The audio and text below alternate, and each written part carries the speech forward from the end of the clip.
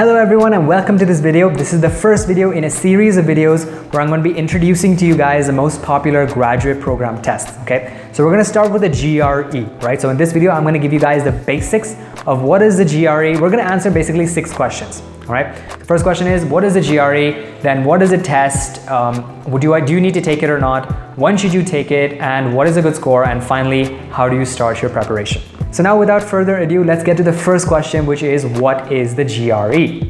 So the GRE is an exam conducted by ETS, which is like a non-profit organization, and it's used by universities around the world for master's, PhD, and MBA programs, right? To evaluate candidates applying to that program. So if you guys are applying to, one of these programs, most likely you're gonna have to take this test, okay?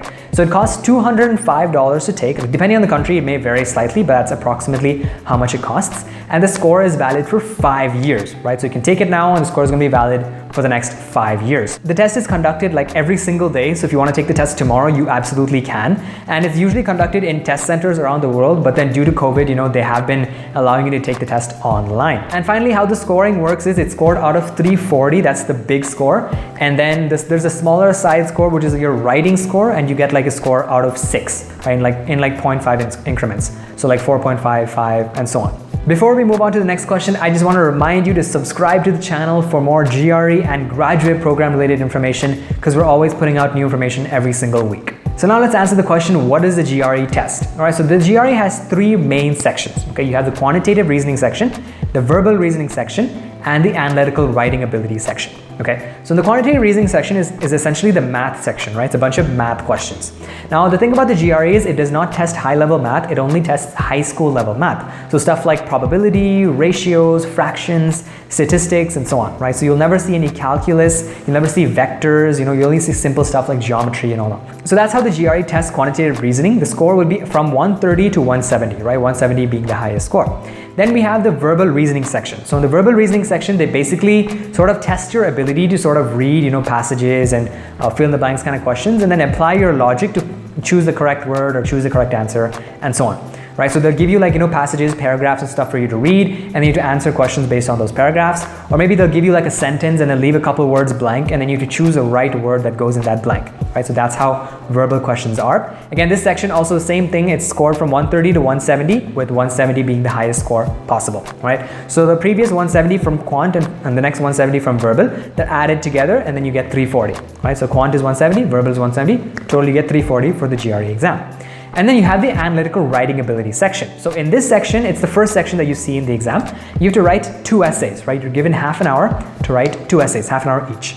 And they basically give you the prompt, and you have to write essays by following their particular structure and stuff. They have a special way that you need to write the essays. So each essay is scored out of 6, and then your final score out of 6 is basically the average of those 2 scores. So that's what the GRE tests. So now let's discuss whether you need to actually take the exam or not, right? So if you guys are applying to a master's, PhD, or even MBA program in the US, then you will most likely need to take the GRE exam, okay?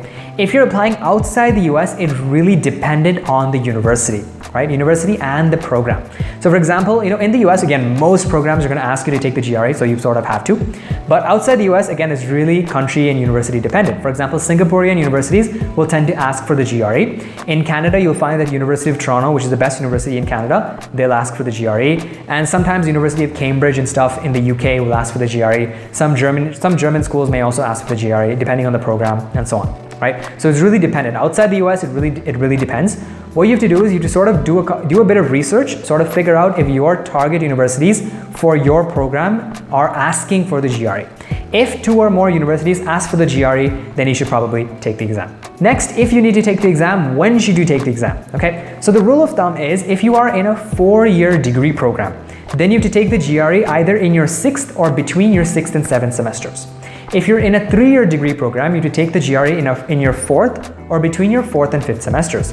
If you've already graduated from college and you're working or something like that, try to take the GRE approximately 1 year before your target intake. Okay, so for example, if you are targeting fall 2025, which is the September 2025 intake, then you kind of want to make sure that you take the GRE by September 2024. So that'll give you ample amount of time to do the rest of the application stuff. So that's approximately when you need to take the GRE. And now, what is a good GRE score? So generally, a good target score is 320 in the GRE out of 340. That puts you in the top 80%, or sorry, top 20% of all test takers. So it's a good place to be, right? And if you are applying to a more, let's say, how do I say this? A more quantitative focused program, for example, say data science or engineering, any kind of STEM-based programs, you want to make sure that your quant score is really good, right? You're like in this, let's say in like the 90th percentile and stuff. If you are applying to say like a more management, maybe not management, but like a more English focused program, then you want to make sure that your verbal score is good. So like for example, journalism and stuff, mass media communication, for all those programs, you want to make sure that your verbal score is pretty good, right? And for the AWA, again, you don't want to neglect the AWA section. You want to make sure that you get a 4 out of 6, right? So 4 is like a good target score to aim for out of 6 in the AWA section. Right? And the last question is, how do you start your preparation for the GRE? This question I'm not going to answer in this video because I already made another video discussing the 3 simple steps that you guys can use to start your GRE preparation. So I'm going to leave a link to that video in the description. If you guys want, you can go and check it out. So that's it from me. Thank you guys so much for watching this video, and make sure you're subscribed for more GRE related and college admissions related information. I'll see you next time. Bye-bye.